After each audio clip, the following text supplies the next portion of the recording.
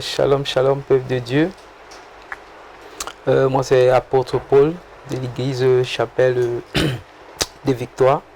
Je viens encore en ce jour, pendant ce moment de confinement, pour exhorter la population, non seulement gabonaise, mais aussi africaine. Pourquoi pas, du monde entier en fait. Donc, nous n'allons pas revenir sur le fait qu'on va rappeler encore aux populations de respecter les mesures barrières. La Bible déclare que toute autorité vient de Dieu et nous devons de respecter les autorités, les consignes données. Je pense que c'est pour notre bien.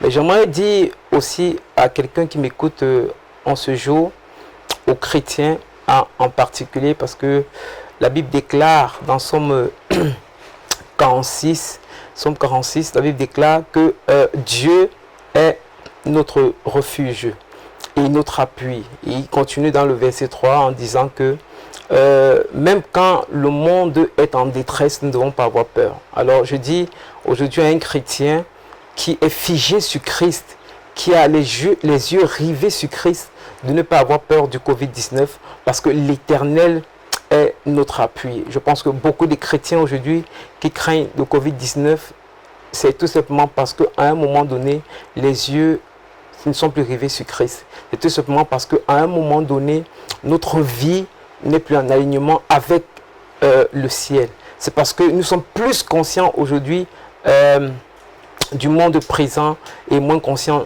de l'éternité. Alors, j'aimerais dire à quelqu'un en ce jour, selon comme la parole de Dieu déclare dans Matthieu 10 à partir du verset 35-36, que celui qui est digne de Christ n'est pas celui qui est digne de Christ ne s'attache pas à la famille, ne s'attache pas à son père, ne s'attache pas à la mère, ne s'attache pas aux enfants, bref, au monde actuel, parce que dans Matthieu 10, Dieu vient susciter une nouvelle génération.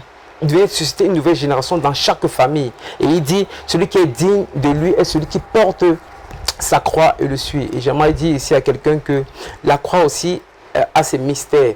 La croix en elle-même expose notre vie. La croix amène la division. La croix engendre la mort et surtout la croix accorde aussi la résurrection. Et quand je parle de diviser, c'est en ce moment où le monde est dans le chaos, où le monde se trouve dans un chaos aussi comme jamais vu auparavant, un chaos notoire, que le monde, que les chrétiens doivent encore se séparer des autres. Les chrétiens ne doivent pas mettre leur confiance seulement en la science. Les chrétiens doivent de prime abord mettre d'abord leur confiance.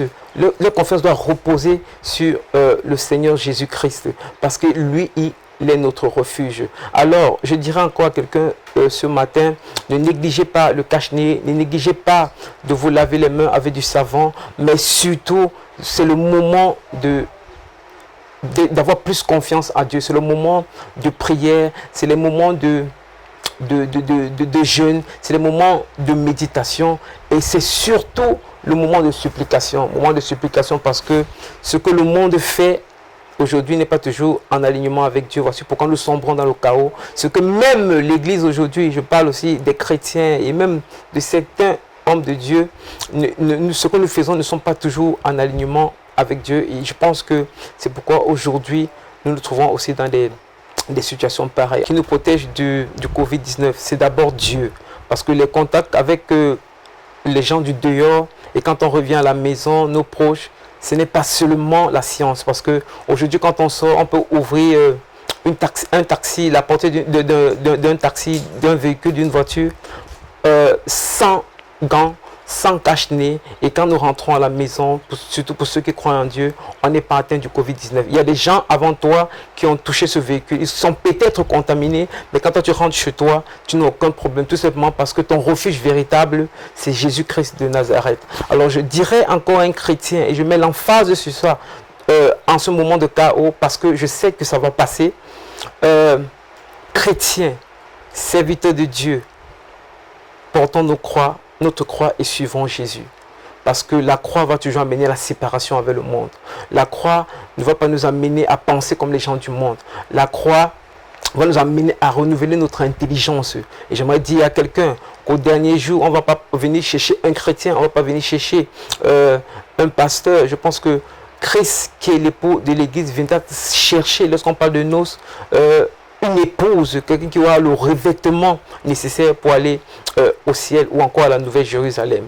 Donc, ne soyons pas toujours conscients, comme Paul l'a dit dans 2 Timothée 4, lorsqu'il parlait à Timothée, il disait à Timothée que tout le monde m'a abandonné, même Démas qui était proche de moi, il m'a abandonné. Pourquoi? À cause du monde, à cause du monde présent, à cause du siècle présent. Alors, bien-aimé, ne t'accroche pas au siècle présent, ne t'accroche pas à tout ce que les païens attachent beaucoup d'importance, les athées, les shintoïstes, les maçonniques, etc. Attache-toi à Dieu, parce qu'il déclare dans Matthieu 6, 33, cherche premièrement le royaume des cieux, 1, sa justice, 2, et le reste qui sera accordé par-dessus tout. Je pense que ton mariage en Christ, les finances que tu recherches en Christ, la délivrance que tu recherches en Christ, les hommes ne peuvent pas te le donner. Accroche-toi. Et même la protection contre le Covid-19, c'est d'abord en Christ avant toute chose. Et je disais encore, quand je parlais des mystères de la croix, que la croix aussi donne la mort.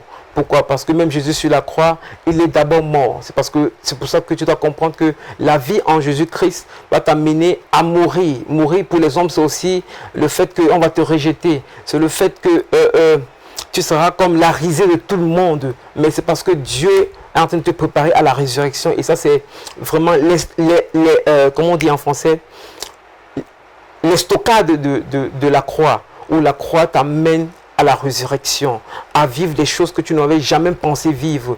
Et la croix t'amène à être protégé contre le Covid-19, alors que tu étais en contact avec quelqu'un qui était contaminé. Parce que ce qui est mort doit être ressuscité. Alors, bien-aimé, prends conscience de ça et que le renouvellement de l'intelligence soit ton partage à partir de maintenant.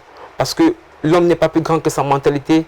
Les gens ont une façon de penser dans le monde et nous sortons du monde avant de venir à Christ. Nous devons laisser cette mentalité de côté. Nous ne devons pas être rebelles. Nous ne devons pas être des hypocrites. Nous ne devons pas être des gens qui aiment l'argent. Je ne dis pas que l'argent n'est pas nécessaire. C'est très important parce que nous vivons sur la terre. Mais nous ne devons pas avoir l'amour de l'argent. Nous ne devons pas être égoïstes comme Paul parle dans 2 Timothée au chapitre 3, parce que en réalité tout ce chaos, c'est parce que nous sommes premièrement égoïstes, secondement insensibles. Combien de chrétiens aujourd'hui connaissent prier comme Jésus nous l'a appris? Quand on parle de la prière corporative, on dit notre Père, on ne dit pas ton Père. Combien de chrétiens aujourd'hui, en priant pour lui, prient pour sa soeur? Combien de chrétiens aujourd'hui, en priant pour son mariage, pour le mariage de sa soeur qui est à l'église, pour sa cousine, etc.